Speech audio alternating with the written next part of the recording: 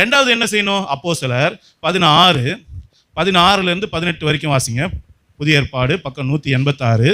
நாங்கள் ஜெபம் பண்ணுகிற இடத்துக்கு போகையில் குறி சொல்ல ஏவுகிற ஆவியை கொண்டிருந்து குறி சொல்லுகிறதினால் தன் எஜமான்களுக்கு மிகுந்த ஆதாயத்தை உண்டாக்கின ஒரு பெண் எங்களுக்கு எதிர்பட்டாள். போதும், நல்ல கவனிங்க. இப்ப ரெண்டாவது என்ன பண்ணார் பவுல்? வேற ஏதாவது செஞ்சாரா? இப்போ என்னதான் பண்ணாரு? திரும்பவும் அவர் ஜெபம் பண்ணதான் போனார். அப்படிதானே எழுதியிருக்கு அந்த வசனம். பாருங்க, ஸ்டார்டிங் வாசிங்க திரும்ப சிஸ்டர். நாங்கள் ஜெபம் பண்ணுகிற இடத்திற்கு திரும்ப பாருங்க, அவன் எப்பவும் ஜெபம் பண்ற இடத்துக்கு தான் ரெண்டாவது வாட்டியும் போறான். எதுக்காக போறான்? இப்பவும் ஜெபம் பண்ணதான் போறான். நல்ல கவனிங்க. இப்ப ஆண்டவர் என்ன செய்யறாரு பாருங்க, நீங்க ஜெபம் மட்டும் ஒழுங்கா செஞ்சா போதும், சில பிசாசு பிடிச்சவங்களை கரெக்டா கொண்டு வந்து நிப்பாட்டுவார்.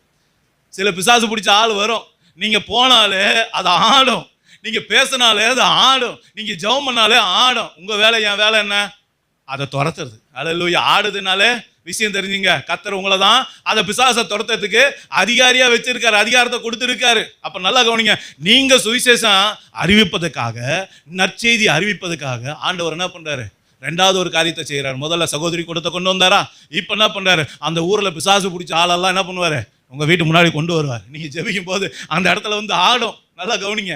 எங்களுக்கு ஒரு அனுபவம் ஏற்பட்டுச்சு. நாங்கெல்லாம் வாலிபர்களா இருந்தப்போ ஹவுஸ் விசிட்டிங் போவோம். ஹவுஸ் விசிட்டிங் போயிட்டு நாங்கள் என்ன பண்ணுவோம்? அந்த குடும்பத்தாருக்காக ஜெபம் பண்ணுவோம். அப்படி சிந்தாதிரிப்பேட்டையில் நான், என்னுடைய மச்சான் பால் ஸ்டீஃபனு, இன்னும் வாலிபர்கள் ஒரு 4-5 பேர் சேர்ந்து நாங்கள் எங்கள் சர்ச்சோடைய ஒரு பிலீவர் வீட்டுக்கு ஹவுஸ் விசிட்டிங் பண்ணிவிட்டு அவங்களுக்காக ஜெபிக்கிறோம். நல்லா கவனிங்க.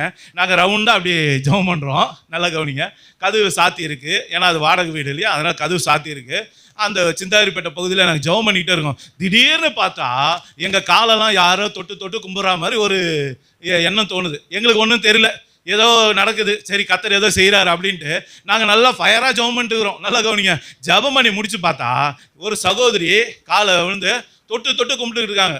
வீட்டு வாசல் கதவு திறந்துருக்கு, வெளியே ஊரே கூடி போயிடுச்சு.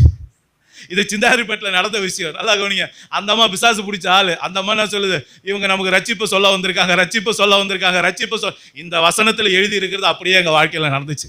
நீங்க அந்த பகுதியை வாசிச்சு பாருங்க.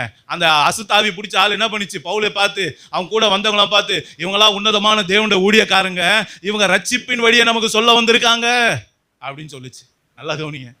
அதே விஷயம் எங்க வாழ்க்கையில் நடந்தது. நீங்க ஜெபம் செஞ்சா சொல்லுங்க, நாம ஜெபம் செஞ்சா பிசாசு ஓடும், பிசாசு ஓடும். அந்த இடத்துல பெரிய ரட்சிப்பு உண்டாகும், ஒரு பெரிய எழுப்புதல் உண்டாகும். அந்த பிசாசை துரத்துற ஆளு நீங்க தான், அந்த பிசாசை துரத்துற ஆளு நான் தான். சொல்லுங்க. ஆமா, அந்த பிசாசை துரத்துறதுக்கு தான் என்ன கர்த்தர் வச்சிருக்காரு. அல்லேலூயா.